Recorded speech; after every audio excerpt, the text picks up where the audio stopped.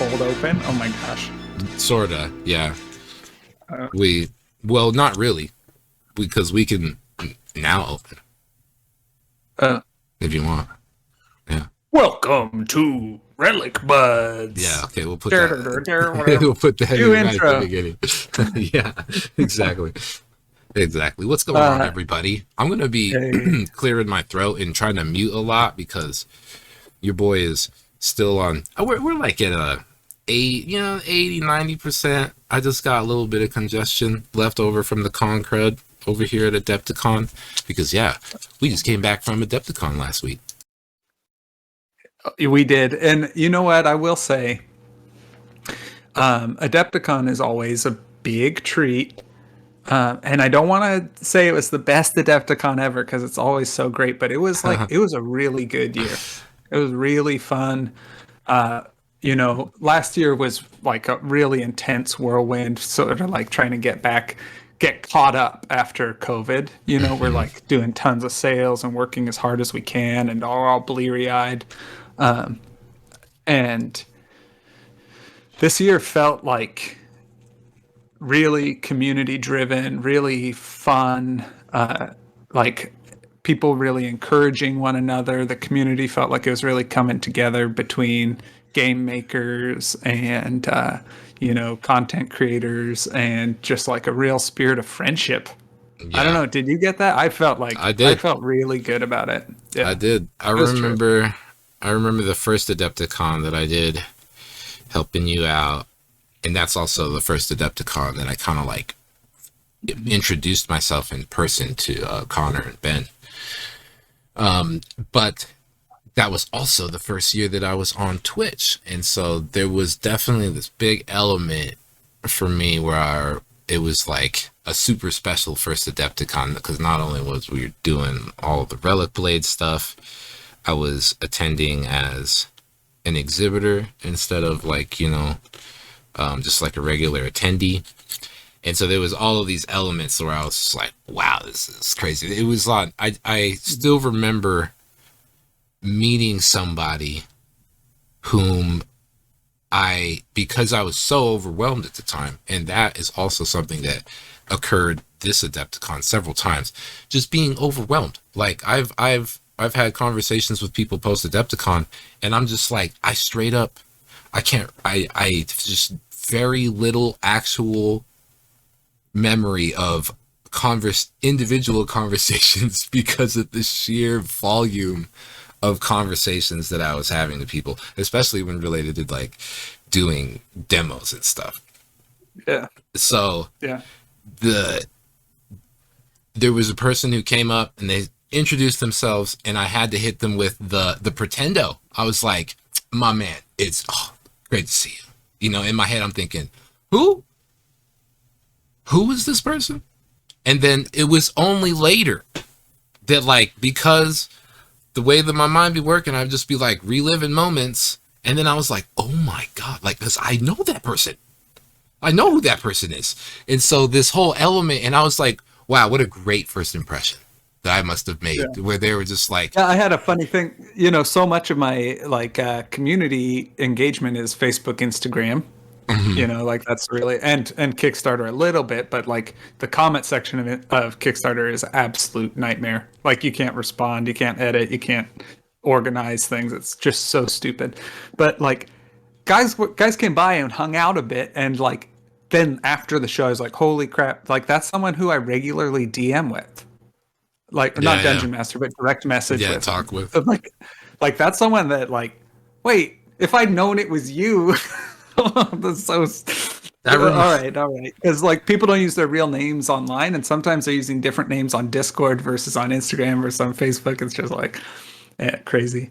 So for Metal King Studio, which is me making Relic Blade and you as my main creative collaborator these days, we got. Adepticon is like my biggest main show of the year, and like my annual schedule is essentially like early year managing inventory, hardcore, probably shipping a Kickstarter. Then I've got Adepticon, and getting ready for Adepticon takes a month and a half, maybe 2 months of work. So like really hardcore going through. And then Adepticon is so focused on miniatures and such a great community that it becomes like a really, really good place for me being there, because a lot of shows will be so focused on Warhammer if they're a miniature show that it doesn't exist if it's not Warhammer. And then other shows will be so broad in the entertainment sector that people will be there like wanting to meet actors from movies, and it doesn't matter that there's a miniatures game there. So anyways, Adepticon's my main show. It's like the main time I get out, and so this year was really, really fun. So anyways, like Adepticon's the main show, and then through the year I do product development, run a Kickstarter, and then deliver the Kickstarter, and then I'm back at Adepticon. Like that's hopefully how things go. And this year's Adepticon was really cool because Catacombs of Corral felt like it was in development for like a long time. I think my perception of time got like really messed up with COVID. And so for whatever reason, I felt like Catacombs and sculpting the models and then delivering it just like felt like it went on and on and on and on and on. But all that stuff, all the new models from the last Kickstarter, seeing them in Adepticon in the display case really made me realize like, oh, we didn't have those models last year. Catacombs wasn't written last year at Adepticon. And so it was just a year, and we've got like a ton of new. I was gonna say, but we would really think about it. It's just like it was a nice like marker, like a milestone to hit and be like, dang, the top shelf of the display case was absolute fire this year. Insanely cool looking models, a new book, new cards. It just like it looked gorgeous. And it wasn't, none of that stuff was in the display case last year. And so that was a really cool like moment to just reflect on how much work we've done, how it turned out like really beautifully. Like those new paint jobs that you did on the Dark Paragons, just like, oh my goodness. Yeah. Whew, like that crab, just so good. And then also because it's on the top shelf, like really close to the light I had for the display case. Mm-hmm. The eyeballs, the fluorescent paint on the eyeballs was just like glowing. So when people would walk in, they'd just be like, "What's that slime thing?" That's who I've been filing actually. Boom. And yeah, it was cool for me as well because just the week before we were painting those models on the Twitch. So for people that came through and had seen or had been watching me paint those, I was like, hey, look, there it is, and there was lots of comments. You always get the good old comment, wow, those are small. And you're just like, they'd be small. Yeah, they are. I know, they're an inch tall. It's another thing that was really fun is for me as the guy who makes Relicblade, but then also bringing you in as a collaborator and like one of the main people I work with, it was really fun to recognize that my whole display case was painted by you, that the Catacombs of Corral was co-written by you with lots of really good content and ideas coming from the mind of Malev. And then at the booth right next door was Black Site Studio, and they had 3-4 display cases that were all painted by you. Just tons of astronauts. Just regular Pope, undead guys. Yeah, man. It's funny because like even when looking at the Relicblade case, people are asking like, oh, how long or which one's the first? And I'm thinking like, oh, this one from like 2017. And there's when I see him again, I'm like, oh yeah, oh look at this guy, oh this guy's cool. I forgot about this guy. It's cool too, and it's nice because like even though I think you've become a better painter, just like I've become a better illustrator, they still got that like Malev mini style, and they come through so nice. But that was really exciting. So to reflect on like the years of work we've done, and then also there's a big component of Adepticon is like the painting competitions and like world-class painters all being there. Yeah. And like, so it's funny to be like, yeah, okay, Malev Minis didn't take home Golden Demon, but 5 display cases in the main vendor hall, like, it's like, it's sick. It's very cool to be like Yeah, recognizing that level of like, yeah, it's fine that I'm not like a competitor because I'm just a industry. I know it's guy, I So it's very definitely cool. was thinking that a lot, where it's just like, because I have that feeling in that question where I'm like, why don't I compete? And then it's just like, well, Because you're working. exactly, I'm thinking back and I'm just like, yeah, no, I would just rather have that there. I guess that is my trophy, being able to It's look the back same. and be like, see the work. Because like in like Catacombs of Corral, there's lots of great pictures that you took of the stuff, and also in some some of my favorite stuff for Black Site is in the Don't Look Back book, because I really tried to make those or excuse me, Violent Dark. In the Violent Dark figures have a certain look, and the photography and stuff, I'm just like, oh yeah, I really like the way that they turned out. The only treat I brought home for myself from Adepticon was the Yafsiga rulebook.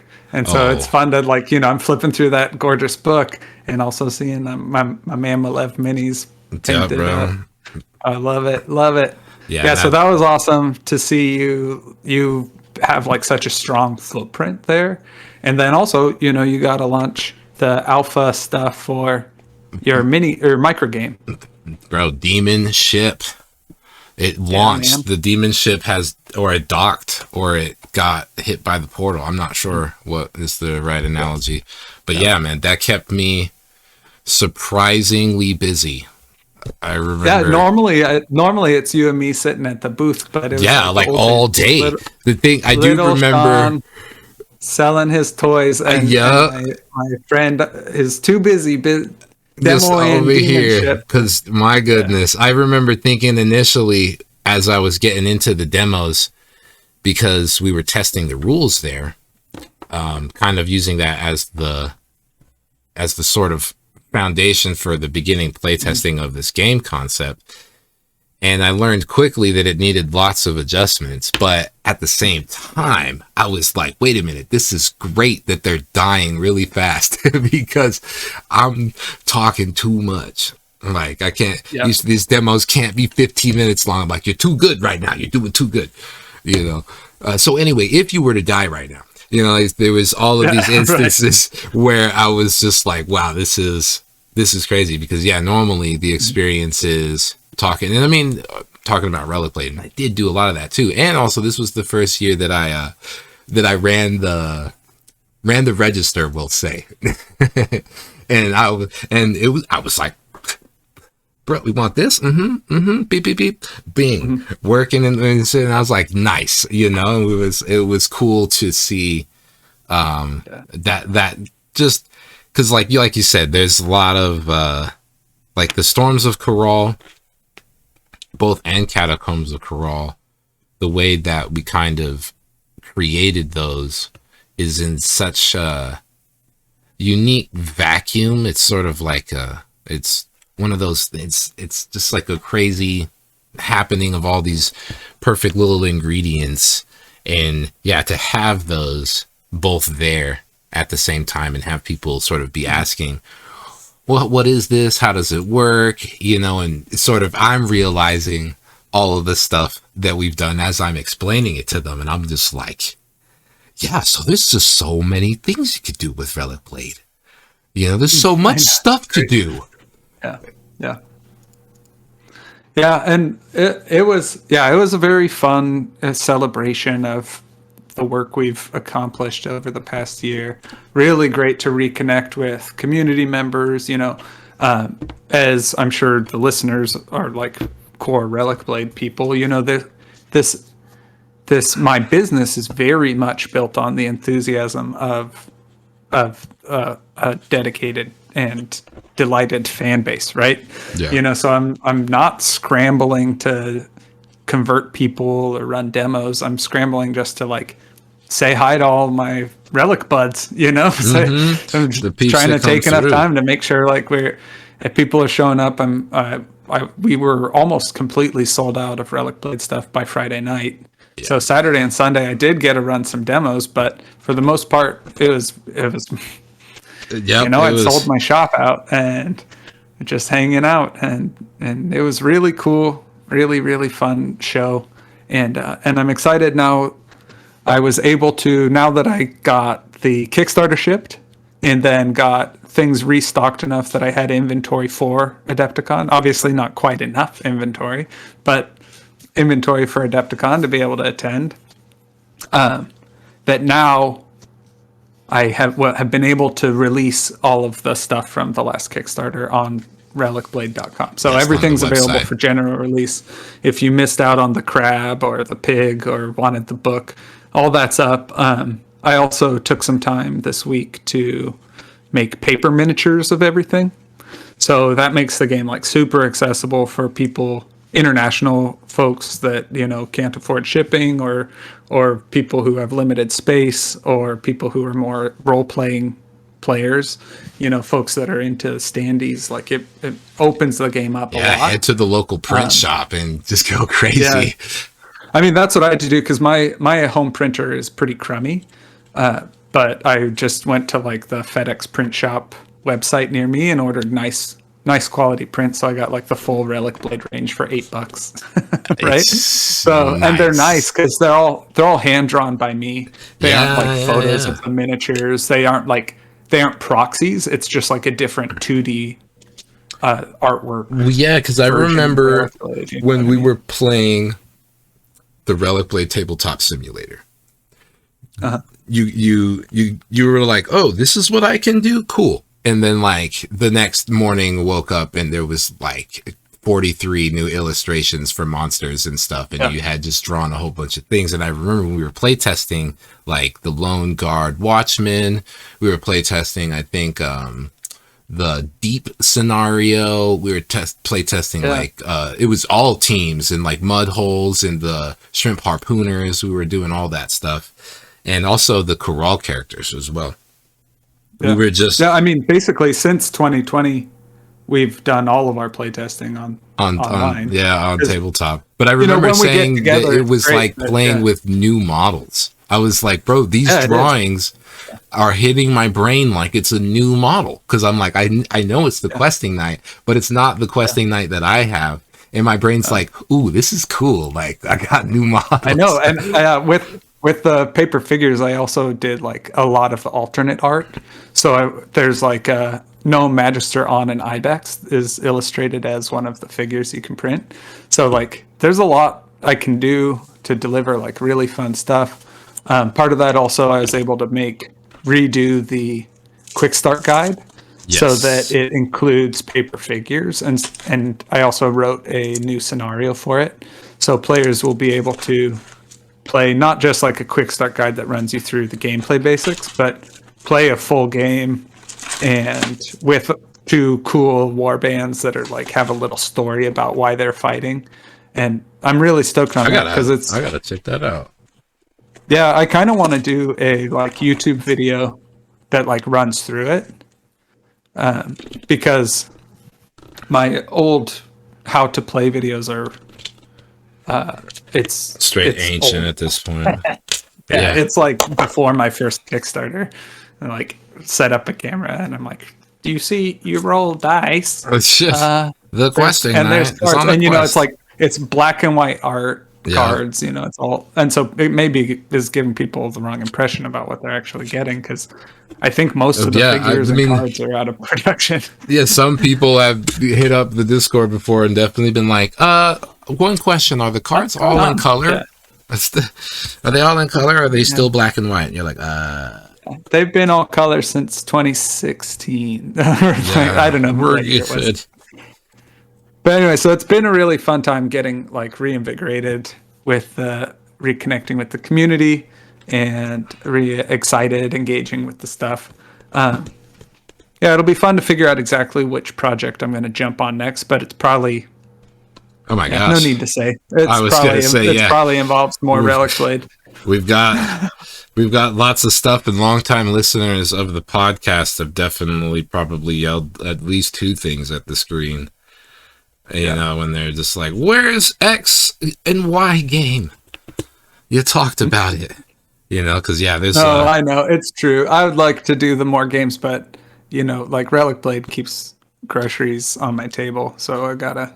And man, like do that too. Relicblade is like the way that it's designed, the way your skills and your capabilities, your resources, the sorts of things that we could do with Relicblade are just really exciting.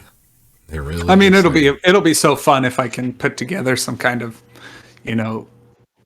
Cretaceous Commandos box at some point. But I gotta keep Relicblade running too, and I'm spread so thin, it's sort of silly. Yeah, dude, I definitely get it. And I mean, I'm looking over at all of the figures that I gotta pay. Cretaceous Commandos. Yeah, I mean that's the thing. It's not really a if, it's more of a when it comes to and then also King just style. the logistics of it. Yeah, and figuring out how and stuff, and that's really because going back to the design of Catacombs of Kharal, like the creation of the Ogsul, the sort of smashing of how this adventure works in a narrative kind of framework and stuff, all of that stuff did come together in the better space of about a little bit over a year or so. But yeah, I think behind the scenes, because it was a unlock in the Storms of Kharal campaign, I think that's where your brain was thinking about the length, because the Storms campaign took quite a long time to fulfill. And then I was developing not necessarily Catacombs of Kharal. It was well, we called it because it was Decrepit Depths. Because it was that storyline, and then part of the whole product. And that's that's so much of it. That's what I'm saying. Figuring out the logistics for how it's gonna work is there, because the framework of the design, that's what I was working on in the background, was what's the engine, the activation chart, and then what is the way to deliver the narrative, considering that you're seekers, because is it going to be a good story, is it going to be a bad story, all of these questions and stuff like that. And then it came down to ended up doing the Storms, because if memory serves, we fulfilled the campaign, Storms of Kharal.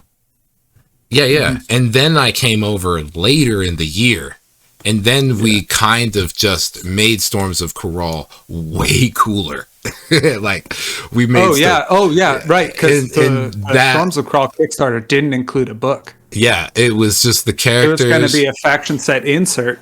It was going to be like a full on, just one pamphlet, smaller than this, full on, a pamphlet. And why I'm mentioning that is because we ended up designing Relicblades kind of first, inter card play kind of thing, and that was a really important step for the solo design and this idea of the logistics and what does the product work like. And so going able from Storms, and the way that the Storms deck gives you the rooms, or rather the relic that you draw gives you the temple. Then that's we were able to do treasures give you the room in the dungeon. The theme, the room, and then so all of these little pieces sort of click into play, which make the actual product itself, or not the product, just the way the game. But that's the next thing I want to talk about, though, is figuring out the rules is a big thing, right? Yeah. And there is a lot of push for hoping to give people a good solo experience when you're playing a war game, and what is the solo mode like? What could it be like? And for me, wanting to deliver the whole thing, I don't want to. I want it to be so unified for Relicblade. So unlike Rangers of Shadow Deep, where Joe can be in this mission, you're in a swamp, and there's this temple and that thing and these kinds of monsters, and he's able to approach it more like role playing, where you can do like kind of theater of the mind with your miniatures. Yeah. I'm like getting a little bit more wrapped up in wanting it to be a complete thing, and so like the number of hours that went into exactly what figures I wanted in the roster of possible monsters. Yeah, beyond the design of them. Is absolutely like, 100+ hours of just figuring out how many of each figure, and then thinking about, if I have that many figures, how much will that cost produced in metal? This many figures, like, what size packaging will it fit in? How will it all work? And now the finished product, it seems obvious. Like, oh, you have one faction set, you've got a couple single character expansions. Like, Sean, that makes so much sense. Why didn't you deliver? Right? Why isn't that the first thing you did? And it's like, well, because it's so complicated, and because the whole balance of the dungeon has to be based on how many figures I can justify asking you to buy. And then that connects also to like my heart really being at wanting it to be so playable, because it's tough to say it's $130 to play this 6 missions in the Catacombs of Corral, or whereas now I also, with the paper miniatures, can be like, it's a $15 PDF and you have all of the standees and you have the dungeon and you're ready to play. And like, that feels a lot better to my heart, because I'm not trying to do anti-consumer like DLC, golden saddle horse sort of like crazy anti-consumer stuff. I'm like really trying to make art, but I'm also an independent artist, and I'm like have limited production capacity. And then thinking about, oh, Sean, we want solo play. Well, you can reflect on, I'm more than a year in. I'm like 6 months of 6 months of just sorting miniatures in my garage to try and deliver this. Like, so every little creative thing I do, I have to, in the back of my head, be like, all right, how many hours am I going to be spending on this, trying to sort it and deliver it, but also like logistically, how long will that take? How long will I be able to get by before I can actually deliver it? Anyways, it's a very fun journey, having my own business, and there's a lot behind the scenes, and I think I'm happy to talk about it on Relicbuds, because that's part of the fun, is like, what is the romantic dream of having your own game company? It's like, well, a big part of it is product design, making sure things are within a scope that's doable, and all the excitement of figuring out what figures go in a set, and what you can write and what you can do. And there's as many different ways of doing it as there are people. But like for Relicblade, it's this boutique thing. I want to have the whole thing. I want you to be able to have the cards and figures match, and the story and all the excitement of how the product was delivered. But all of the thoughts that went into that are really complicated, and it's impossible, other than someone enjoying it. It's hard to really describe what went into it. Like with the Storms of Corral box set, having 8 different characters representing the 8 main factions, and then the mechanics of each of those characters being representatives of that faction also fitting into that faction set. So like the squid is a rogue that is the missing piece to the Apostles of the Deep faction set. Yeah. Like, that's not an accident. That's very carefully designed. Yeah. But also the play style of the squid should also reflect the play style of that faction. And, the play style of the Lostwood Wild Elf Witch should also connect to the play style of the Lostwood Enclave, while also being the missing piece to that faction set to turn it into like a D&D party. So it's like really fun interlocking puzzle that like took forever for me to solve. And then a consumer justifiably can look at it and be like, I only like a couple of those figures. I don't think I want that 2-player set. And it's like, yeah, you're absolutely right. I like that pig guy. That's what I heard a lot. Yeah. They love the pig. Yeah, so it's fun and exciting, and I'm very, graciously, I'm fine with people liking it or not liking it. I think that's a level of maturity that you have to reach as an artist, Well, I think people definitely really enjoy it more than they don't. That's Yeah, I mean, if they give it a shot, and like I think I've talked about it before. Like, I really really liked War Machine. I played the heck out of War Machine for several years, but it took buying the figures and not really being hot on them, thinking is like, okay, but I want to try this American War game instead of Warhammer.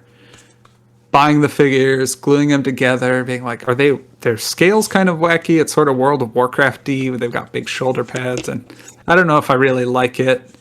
To painting it and being like, I guess I see what's up, to playing the game, and then suddenly like pressing through the barrier, and then suddenly I'm inside the Iron Kingdoms. I'm like, all right, that's it. I love it all. Like, I understand it now. Yeah. Or like Infinity, like you can look at Infinity models and be like, they're all exactly the same. There's like a cyberpunk power armor guy, and he's got a gun. Mm-hmm. And then this one is a cyberpunk power armor anime babe, and she has a gun. But then as an Infinity fan, you're like, oh, that's clearly Pan-Oceania. That's clearly a combi rifle. That's a fire spray. I forget what they're called. You know the names of the different guns. Yeah. Like I can suddenly hear when Carlos you're in my inside mind. the world, yeah. When you're inside the world, there's so much context. It makes so much sense, and it's so fun to paint. So you kind of take for granted that we know what Space Marines are and we know what Tyranids are, and so that's fine. And they didn't arrive at that without your other context of being like, I know what power armor guys look like outside of Warhammer, and I know what Zerg are. Like it's not. It's intentional that it's recognizable, but hopefully, if someone gets drawn into Relicblade, they'll like pierce through that veil and be like, oh my gosh, like if I look around, there are pigmen and there are squid people and there are knights, and there's like a funny unity between the art of the card and the style it's sculpted. Mm-hmm. So yeah, anyways, the invitation for people, hopefully across the now 11 factions, that people will have an entry point and then be like, actually, oh, I think I get it. Yeah, for sure. It actually makes me think, because in the past you've mentioned to me that you tell Relicblade's story through your art in the cards, and it makes me think about that you were playing Bloodborne a lot, and that's also that game tells a lot of the story through the item description. And so really kind of rewards, because that is there in Relicblade, that if you are looking at the art and sort of paying attention to repeat themes and things, there's definitely little, like, I guess for lack of a better term, like little Easter eggs that are connecting lots of things together in a cool way. Yeah, and environmental storytelling. Yeah, and it's hard because like it's not as approachable in a way, but it rewards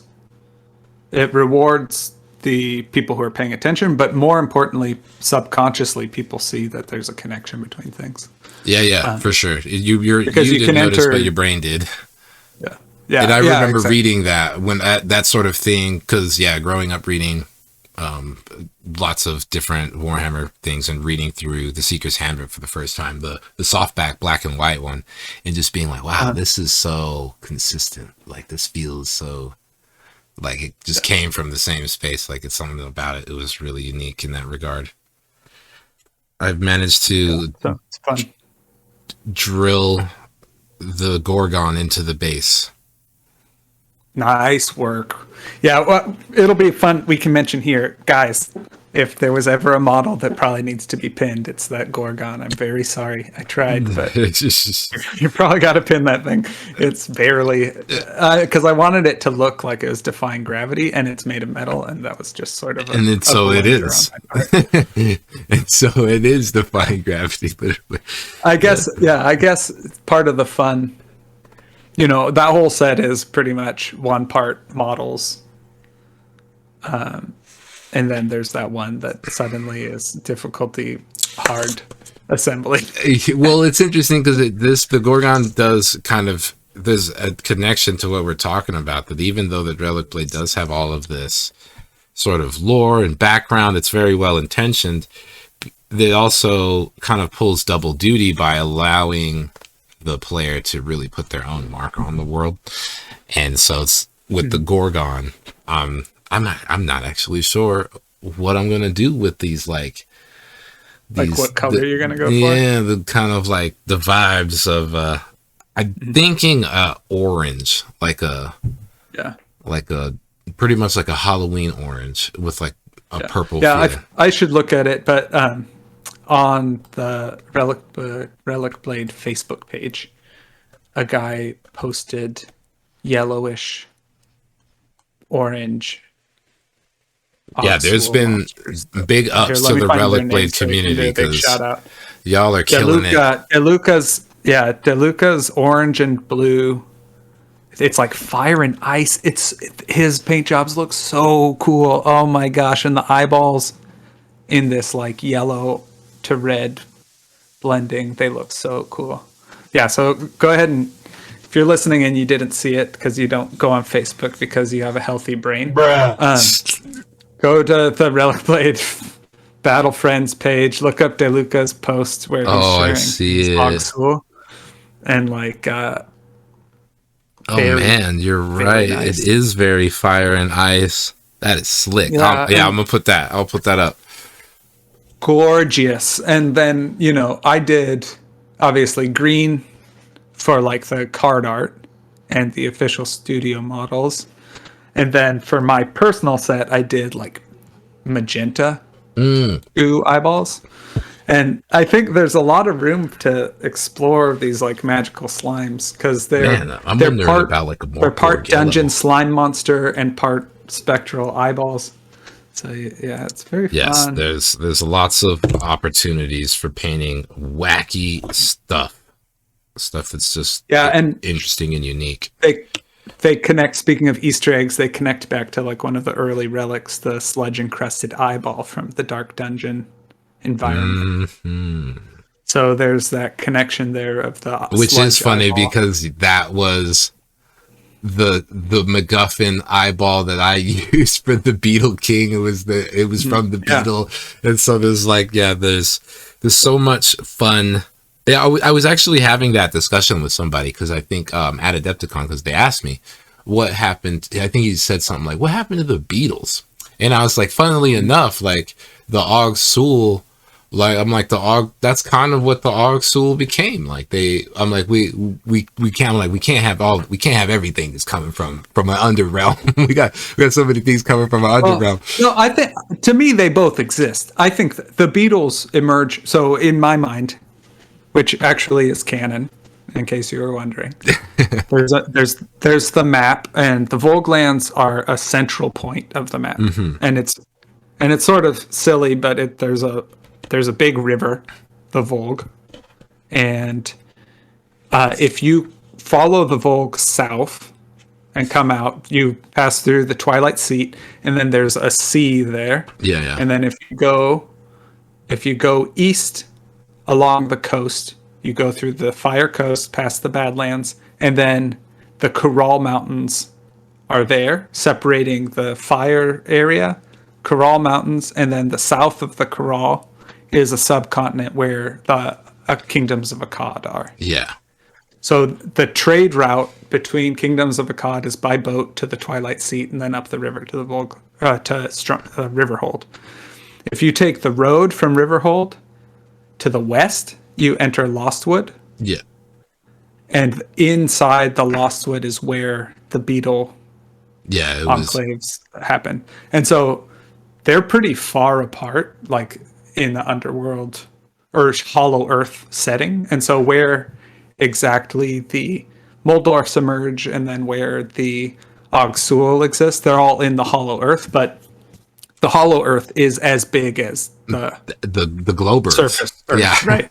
Yeah. So even though there are like powers that are influencing the Hollow Earth, there are different powers influencing the surface world. And so the emergence of the Augsul apes are in a geographically separate area than where the beetles are. But the real reason we don't have beetles is because, again, I was hung up on like how many different sculpts I was going to do for the adventure. And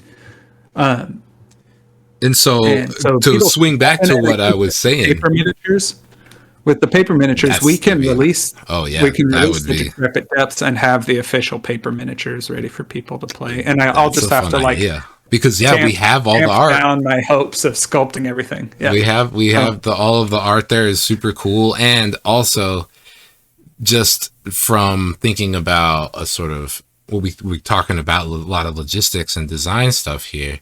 If you can print 12 of this particular beetle monster, then we can design a scenario where you kill 12 particular beetle monsters. Yeah, it's true. It makes it a little more approachable. Yeah, instead of I don't want to ask someone to buy 12 metal beetles. Exactly, right? And so there's a lot of cool things like that. And it also makes me think sort of jumping back to Kingdoms of Akkad, but staying on the Beatles, and then going to talking about all of these crazy things under the Metal King studio. Mystic Skies, I remember when you made the TTS module as well, you had created, because for those that don't know, Mystic Skies kind of has like a MOBA element where you've got like the little creeps that are like running and attacking nodes, and you had illustrated some really fun like mummy beetles, I guess, for lack of a better term. The beetle mummies. That's exactly what they are. Yeah, they were super cool as well. And it's just like, oh my gosh, there's Mystic Skies kind of takes place in the Kingdoms of Akkad, and it's just like, man, Relicblades, such a vast fun world. I'm gonna try and pull up that map that when you're talking about that, because I do remember us talking about that. I deliberately made, because I think the Volglands, I mean, I don't think I assigned a official like size to it, but like map wise, like you could travel across it on foot. So like if you think about like I don't think the areas of the explored areas of Relicblade so far are maybe the size of California, which California is massive. California is, like the size of Japan. But compared to the United States, compared to the world, we aren't talking about the whole world being explored by any means. And that's something I really, I don't think I'll ever explore the whole world of Relicblade, because there should be unexplored regions, and also like a conception of world or global events in a medieval fantasy dark age, I think is sort of nonsensical. Because a global event could just be a matter of what's happening in the Bay Area of California. Like, what do people like? How big is the world? Yeah, for real. Because in antiquity, the whole world is like the Mediterranean, and it's connected because you can get there by boat.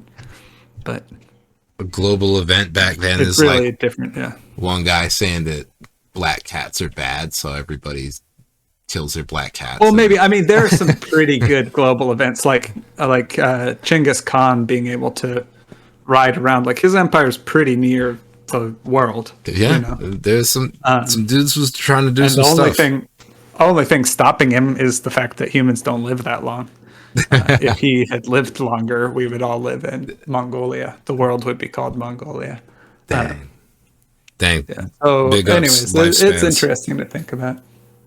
But the conquest of Gaul by Julius Caesar, like the frontier, unknown, like darkest depths of foggiest expanse was like making it all the way to France. Yeah. Yeah, then like into the realm of myth, they made it up to the English Isles. Like, what the heck? So yeah, context is interesting when you think about all that stuff, though. But being able to explore all these different regions in Relicblade and have it tied to all of these different sort of narratives and how those are going to become things that we can actually develop and make. Because the thing that I've got my eyes set on, and I just want to say this here so I can manifest, is and we've talked about it before, the Ogsul invasion, which would be, I guess, the follow-up to the Catacombs of Corral, which would be a similar style solo cooperative adventure where, again, you're fighting the Ogsul. But I think the only difference that I want to approach with this one is the concept that since many people got down on the last Kickstarter, that if you're playing co-op, you have 2 Ogsul sets to deal with as opposed to a single Ogsul set or something like that. A scaling, as we think of, as I think about the term Ogsul invasion, I'm like, oh snap.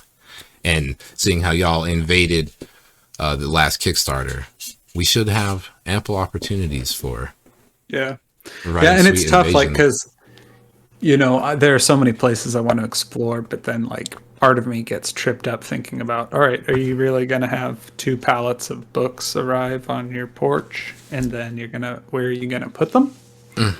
So that this size, I love those hardcover books, but like the size of these Catacombs of Crawl, like kind of like comic book size soft cover books, I think I need to try to have semi-regular releases of this scale of thing, just from a logistics standpoint, because I can put this with a card pack and like really deliver a wonderful little story.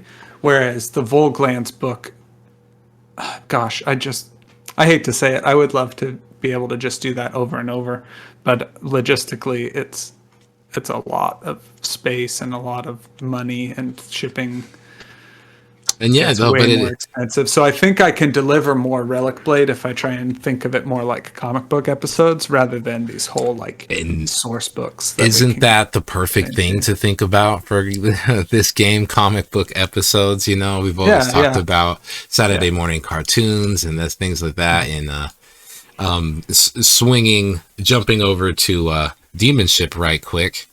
Ash. Which is a big Relicblade homie. He featured you on his podcast this past week. Y'all should definitely listen to that. Yeah, we should try to find a way to link that. I will link that. It's pretty fun. It is a great podcast, and he's a big supporter.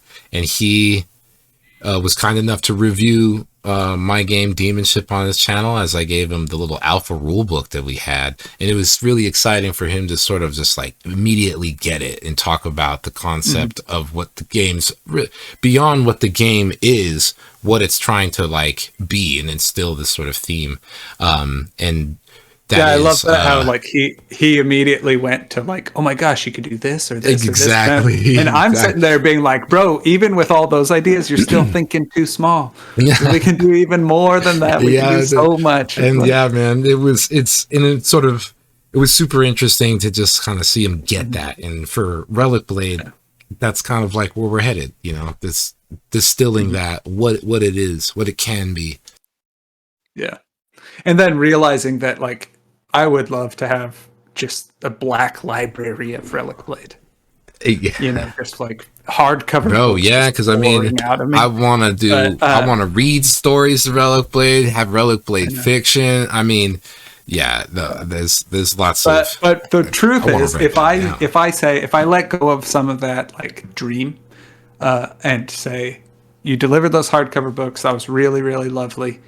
But if we do this, like, the Storms of Crawl size book, the Catacombs of Crawl size book, it limits the scope to a specific number of pages that fit in that size of book.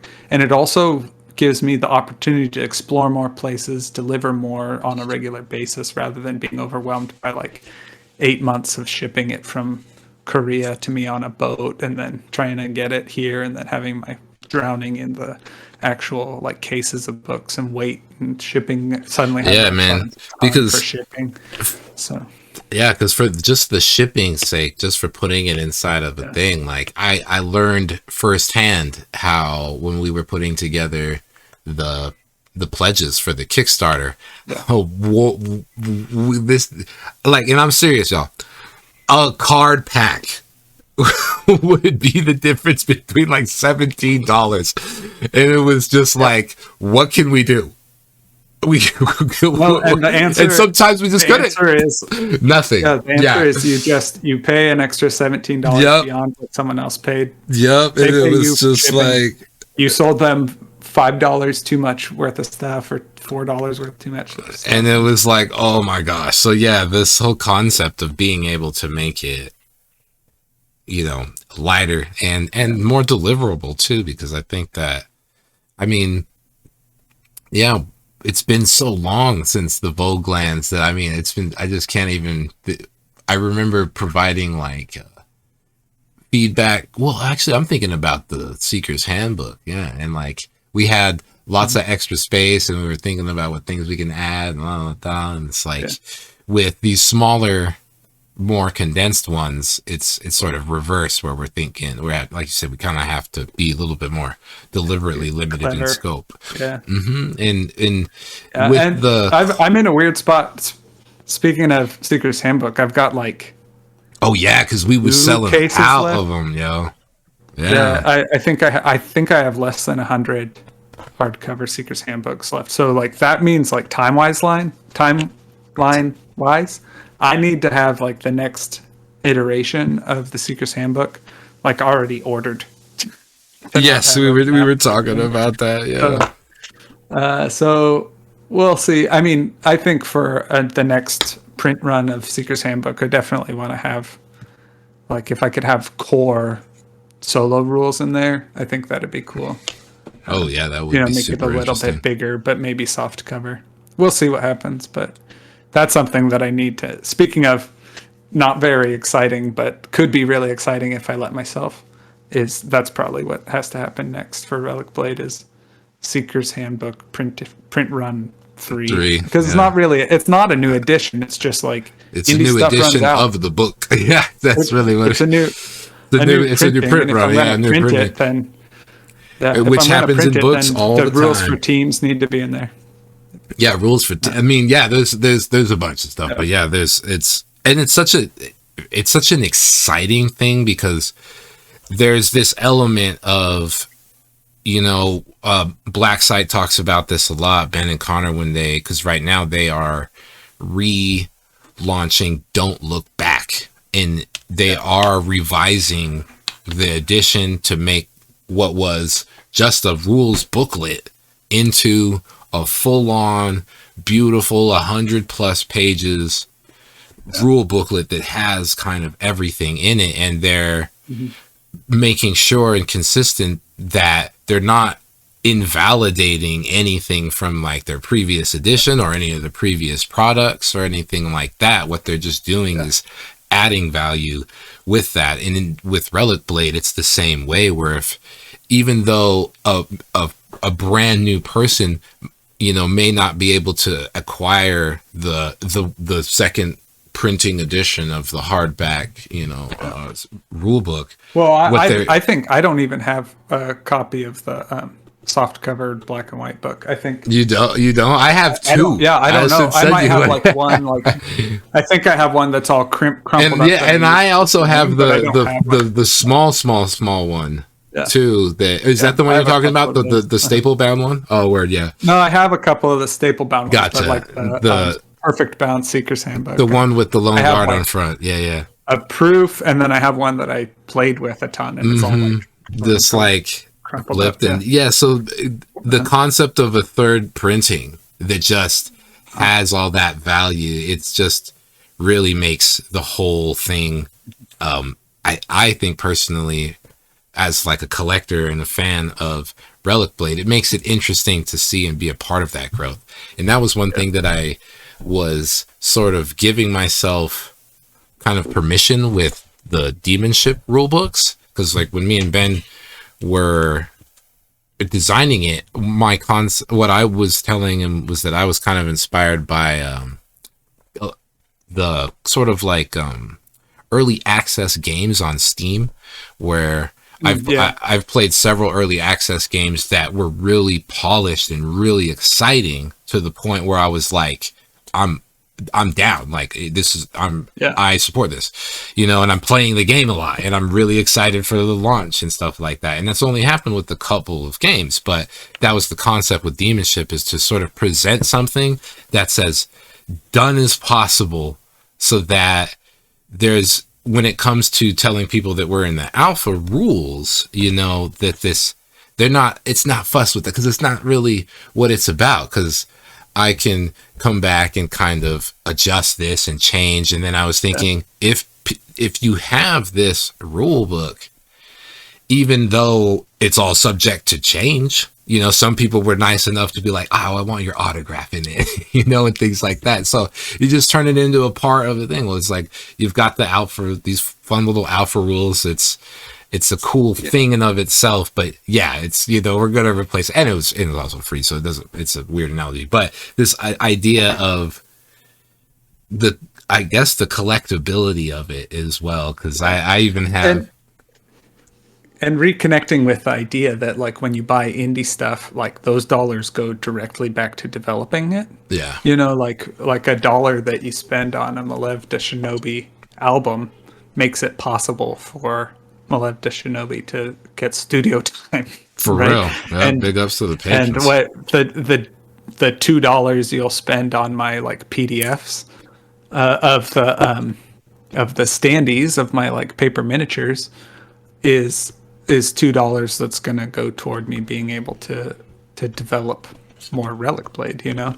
And so if you end up buying the Seeker's Handbook and a new print version comes out, like I'm certainly not out here trying to like nickel and dime you by splitting up the rules for Necromunda or something, you know, because people can get a sour taste in their mouth about that sort of thing. And I get it's just a logistical reality of making something that is a physical object is that physical object has a limited print run, but also if you like being a collector and a supporter of projects, then there's certainly no downside to owning it. But yeah, if I when a third print run of Seeker's Handbook comes up, it again, like none of the rules are going to be invalidated. It's just going to be I'm going to add to make it cooler. More inventory, and then if I have to order more inventory, of course I'm going to try and like pack a little more art and story and whatever into it. So we'll see what happens. I don't know. I'd love to. It's really just like daydreaming. Maybe I'll just order more Seeker's Handbook as it's already printed. But well, I mean, personally, I think that it would be worth doing it more. It'd be more that would you be able to order a book that's more pages than the Seeker's Handbook is now, but isn't hardback? Like I'm like I'm trying to think if I have a book that's like big. Oh yeah. I guess like the big kill team and like the Warcry books and stuff, yeah, like that. Okay. I'm thinking about it. Yeah, I don't know. I don't exactly know what it would look like.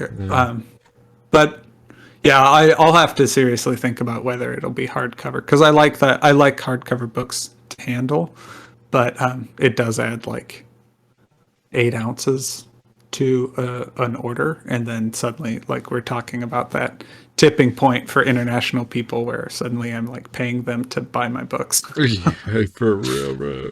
Yeah, so, definitely. Yeah. I'm taking your advice. And a nobody wins situation where they have to pay a lot for shipping and I have to pay a lot for shipping, and the end result is that the art exists. Yeah, so dang, that makes me think. Yeah, if you're international and you've been hearing about Relic Blade and you somehow you're hearing this, then yeah, get on them paper minis and start playing Relic Blade today. Well, yeah, anyone who wants to try. If you've been on the fence about it, yeah, this is literally. And you can get that time. New quick start guide and try it. And not only is it the perfect time because it's just the perfect time, but it's also April as we record this, and Scott Miniak has started a sort of initiative for content creators all through all platforms called Other Games April, #OGAs. So definitely be looking out for Relic Blade on some OGA stuff, and we'll be trying out other indie titles and focusing on different things all month, which is exciting because we're already seeing people that I've not seen talk about Relic Blade. Yeah, this month I'm hoping to. I spoke over you. I apologize, everybody. No. This month for OGA, I hope to paint on some Moonstone miniatures. Moonstone. It's like fantasy skirmish. The one downside of Moonstone is that there's like a bluffing mechanic, and so that's hard for me to play solo because I can't bluff against myself. So I'll have to find a friend to actually play it. But I'm definitely going to get down on assembling and painting some. Yeah. Swinging back to Relicblade. Relicblade is a great game to solo double hand. Like, that is probably one of the better. Because the excitement is the unfolding tactical choices. Yeah. And so if you go back and forth against yourself making the optimal choice, the best choice you have, the dice are going to tell you the story, and you'll have to react, and you'll be on your back foot the whole way. Same with Sludge. Sludge plays that way too. Oh man, that's exciting. Really, really tactical, fun choices. You know what that reminds me of? We'll just go down a little Malev memory lane here. Two things. Throwback to catapults and crossbows. If y'all remember catapults and crossbows, it's really cool. Definitely had some really cool miniatures game. Yes, exactly. Diceless game system. I think there was like some kind of like hit dice that allowed you to shoot something like that. But absolutely some DNA in miniatures and terrain, and like, especially when if viewer, you look at Demonship, there in the design there's a very tactile kind of like kinetic aspect of it, and I guess we'll use the term like a toy set kind of thing. This is all where that stuff is coming from. But I had both sets of the catapults and crossbows, and I remember one was blue and one was red, and they were the perfect like height, like the length and width of the boxes were great. They're like 4 inches high, and maybe like 14 inches long, by 11 high, big solid boxes. And I had both of them, and I put them together. And the reason why I'm talking about this is because of solo double handing, or there is a term for it that I've seen board gamers use, but I think it's called like double handing, where I would use these 2 catapults and crossbows boxes to be my wrestling mat for my 12-inch G.I. Joes. But I had several 12-inch G.I. Joes, like 13 or something, an odd number. But if we were going to have a G.I. Joe wrestling battle, I was sitting there thinking, what am I just going to play bias? Because I did want to play bias. There was the G.I. Joe whose joints were not loose. That dude was messing everyone up because he could actually throw a punch while this other guy's arm was just hanging, or his leg wouldn't work, right? So the best G.I. Joe always was messing everybody up, but that bothered me. I was like, come on, this guy's got to win. He's got this cool fatigues on or whatever. And so very quickly we came to the dice system, where I was rolling 2d6, just simple dice. This guy's rolling a dice, that guy's rolling a dice, but it was not just one roll. I would do like acts. I would play, so I roll at the beginning. Okay, this guy wins. He's going to take the first act. Blah, blah, blah. Wrestle. And the the catapults and crossbows boxes were perfect to emulate the sounds and the sort of physics of the wrestling rink for the 12-inch G.I. Joes. So it was very... This is not where I thought this was going. We're Castles and Catapults box is the perfect wrestling rink. It is. For 12-inch G.I. Joes, you got to try it. I'm sure when Warcry joints and the Kill Team box... The Kill Team and Warcry boxes will do the same for you today, kids. So time to get in your mom's attic. Get those 12-inch G.I. Joes out. Yeah, bro, I'm about to. I want to now. Shit, I'm having fun thinking about it. Because yes, midway through, right? Then I was rolling another dice. Oh, this guy's gonna win now, and it was just best of 3. Who was gonna win the dice roll? And that would just go through all night. All night watching movies, having I'm realizing what it was now. Now I'm making another connection to this freaking Bloodsport, and I was just doing Kumite with the G.I. Joes, and I was like, but I need to come up with the rules for the tournament. So yes, there's the long history of using dice to play things solo. Yeah, we did a lot with Legos. I had an expansive Lego castle collection, and so we would across the dinner table with like the leaves in, so it was like really big. We'd build different castles, and we would play like role-playing games where we'd have our character and we'd roll dice and fight and like keep track of our HP and our health and like our mana and casting spells, and we'd be going through dungeons. We'd have the whole world map of like an MMO built where there's like a town, there's a dungeon here with skeletons, and there's a dragon over there. Yeah, and we'd move through, and like it'd be like real, like the whole table was set up. Yeah, that sounds amazing. 6 feet, like this huge thing. And then the cool thing with Lego was that like if you get equipment, you'd like swap in the axe, swap in the golden axe, swap in the shiny sword versus the foil sword. Foil swords. Yeah. Oh no. Yeah, like so getting magic weapons, and it was so funny because we'd just be like making up item stats as we go, and like, oh well, my friend would be playing a wizard, I'd be playing a warrior, going through these dungeons together, and then we'd get lost, like just like we wouldn't even be fighting as a group. He'd be on the far side of the table doing his side quests. I'd be gathering experience in these dungeons over here.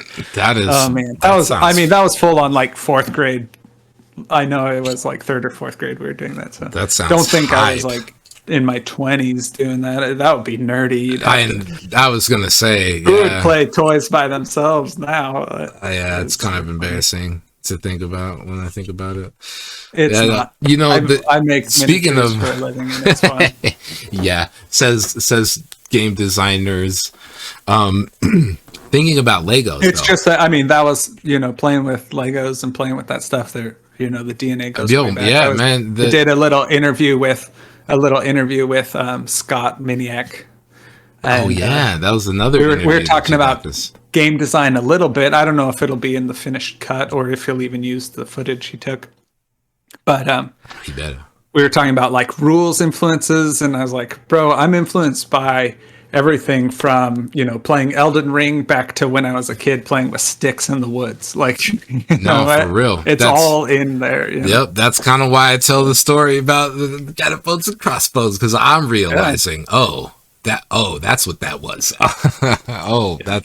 That's what I was doing. But going back to Lego and how we were hanging out at Adepticon having a little snack, and we were chatting about kind of like how Lego is sort of in this. It feels like Lego's like just crossed this line of not really being like a kid's thing, right? Lego's just cool. Right. This is cool. And I'm thinking, man, Lego really needs to like hit up this new like role play and tabletop world with a whole new subset, because they kind of got those kits that are like because I'm thinking like the bonsai tree that are more aesthetic, kind of just like pretty things that you put around. I'm thinking, I would love a Lego combo Dungeons and Dragons starter set that has the rules for D&D and also like a whole bunch of pieces for you to build your character, put little like, and then like monsters and things. And I just feel like Lego like really is officially stepping into this like realm and trying to make things that are like their version of a tabletop accessory thing would be exciting. Because there's a lot of companies out there making stuff. It just already is. That's what I'm saying officially, because people's doing it. Because Lego has made a couple of like cool, I guess, board games back in the day. Like, did they? Oh, yeah. I do remember like a kind of like. Them, I didn't either, but I do remember they came out. I think there was 4 different ones. I only remember one because it was the only one that looked cool. It was kind of like a chess-looking dungeon board with the medieval guy pieces, and I was like, shit, that looks kind of like something I like. Yeah, I'm imagining now a cube, a die, where you can change the faces, and so as you have your characters, you'd be able to upgrade what die face pieces you have on the 6 sides of your dice. You know, you're like, oh, I upgraded my axe. I'm going to replace one, you know, regular with a critical. Yeah. That sounds Fucking nerds. yeah. It's just fun thinking about stuff like that. Mm-hmm. Just fun. Well, I think let me talk about Demonship really quick, y'all. Just in case, we'll definitely be talking more about Demonship. But just in case people have kind of come here to hear about Demonship. Yeah, and especially make sure people know how to get on like the playtesting. But yeah. say your thing. Yeah, so if you guys have been hearing about Demonship, this is a really a kind of flash. I read a line the other day that made me laugh, and it said written in a fugue state, and I was like, that's kind of how Demonship happened. Just sort of like really fast, super, just very passion driven, kind of an explosion of ideas that really came from talking about concepts of game design, much like we're just thinking about D&D and the Lego dice that you can upgrade. You know, I'm like, wow, that's a fun idea. I like that. But Demonship is a game that I'm working with Blacksite Studios to produce. I'm gonna hold up. Look at this. It fits in the frame. This is the whole game, y'all. This thing right here actually fits in the frame, which is neat. It's not even that big. It's 6x6. And I've talked in the past on the podcast about when I was playing with G.I. Joes on my revolving one room elevator infiltration Shadow Moses like thing, and thinking about the the catapults and crossbow story made me realize, oh yeah, that is kind of, that's very similar to the concept of Demonship, where you're using this a set of the same elements on a 6x6 to just go from room to room and battle demons to escape the demon ship.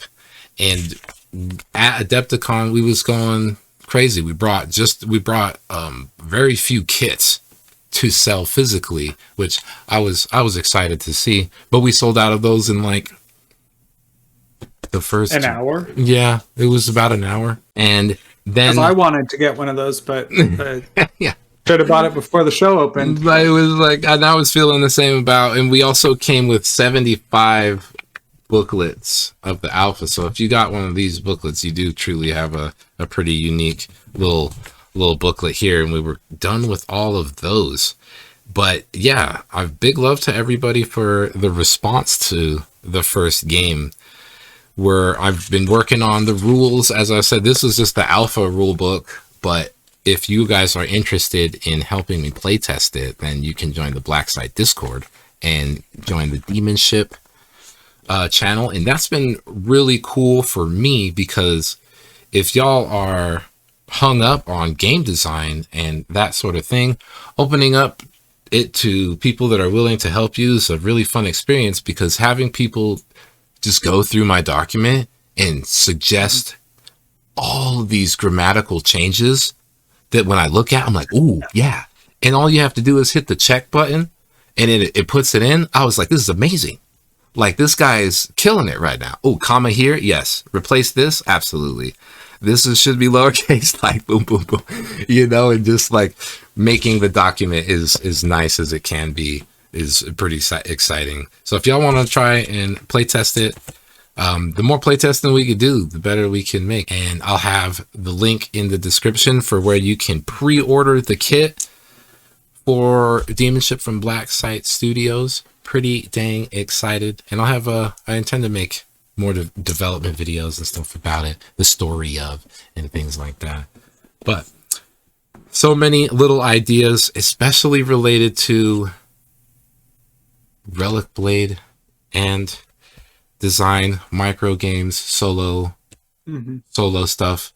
It's as you were saying, coming back from Adepticon, it's been a pretty invigorating creative like burst, and a lot of people have been feeling that way, and so it's exciting to see that's the vibe that everybody's taking away. And yeah, it's like lots of work to be done, but it's all pretty exciting and cool stuff. Absolutely.